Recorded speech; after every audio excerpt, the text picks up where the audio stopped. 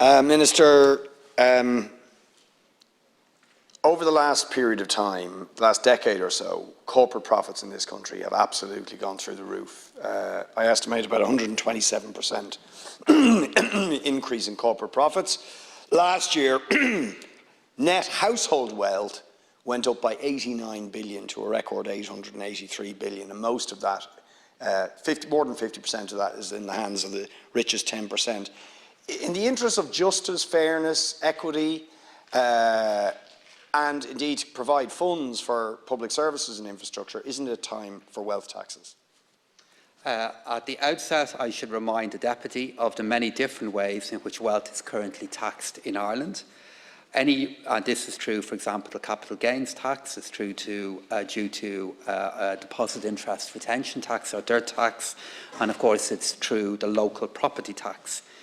Any revenue raised from a wealth tax may not therefore be additional to the existing forms of wealth taxation, as revenues from those taxes could be affected by the introduction of a wealth tax. On the issue of household wealth, late last year, the Central Bank published a report, Household Wealth, What is it, Who has it, and Why it Matters. It presents the results from the Household Finance and Consumption Survey, which collects data on households' financial positions. The survey was undertaken before the pandemic, but it starts and provides a starting point against which to benchmark its impact on household finance positions and consumption patterns. I'm informed that that report indicates that household net wealth grew by over €76,000 for the median household, or by 74% to €179,200 from 2013 to 2018, driven primarily by house price growth and declining mortgage debt. The report also highlights that a significant portion of wealth from most households is tied up in the family home. While the net wealth of the top 20% of households increased by approximately 52%, from €560,000 to €853,000, the relative share of net wealth held by the top 10% decreased by 2.6% from 2013 and is 1.3% below the equivalent figure for the Eurozone as a whole. As was confirmed in the recent Budget 2022 policy changes, a range of metrics demonstrate that compared to other countries, the Irish tax and welfare systems contribute substantially to the redistribution of income and a reduction in income inequality. Minister, you've just confirmed correctly, now you say it's reduced slightly, that the richest 10% of our population own more than 50% of all the wealth in the study you just referred to. Now, people just need to understand how much that is. Net household wealth, according to the Central Bank report, is 883 billion. That means the richest 10% have 440 billion euro in personal wealth. You say, oh, that's all the family home. And our wealth tax proposal, by the way, explicitly excludes the family home. That is 160,000 people in that top 10%. So let's give them £1 million each to cover the family home. And that's been very, very generous. That's 160 billion from 440 billion. Why not tax the rest?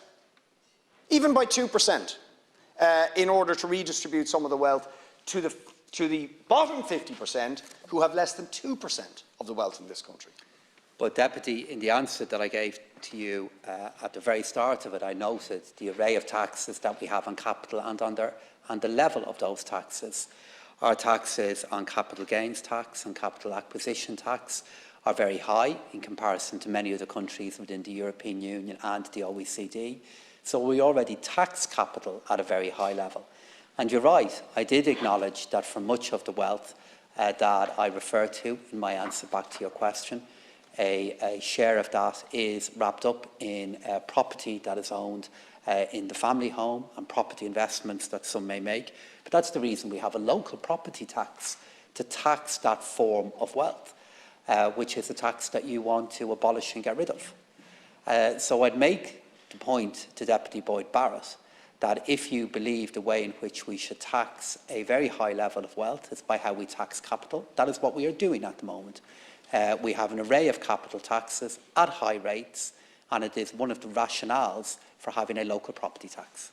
Now, first of all, we are not for taxing the family home in our wealth tax, very explicitly. Okay, we're for taxing the wealth in excess of €1 million in the hands of a small group of people. And look, I'll put it another way to you. About 2 million workers in this, you can confirm the numbers, we have about 2 million workers in this country. Last year, between them, they earned 130 billion, but they paid 27 billion euro in tax. The corporations earned 203 billion in pre-tax profits and paid 11 billion in tax. In other words, the corporations made twice as much as 2 million workers in profit or income, whatever way you want to put it, but paid half as much tax. Now, where is the justice in that? And the wealthiest group saw their wealth very significantly increase by about 50 billion last year. Shouldn't they pay a bit more tax? But if the workers that you refer to, how many are employed by the corporations that you also refer to? Many of the corporations that you refer to are very large employers within our country, employing a large share of the workers that you've just correctly identified. The income, the pay that those corporations pay to those who work for them, we receive income tax on it. We receive tax from the investment they make in our country. And it comes back to the challenge that we face, where we are in a world in which many other countries are competing for that level of foreign direct investment that we have here in Ireland. And the benchmark for what the corporate tax rate should be, which, as you know, we're planning to increase for the largest companies, isn't just how much revenue can you make through changes in rates.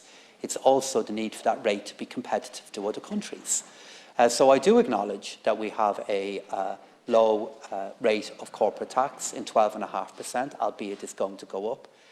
But the reason for that, in turn, is to create a country in which we have more people at work than we otherwise would have. No,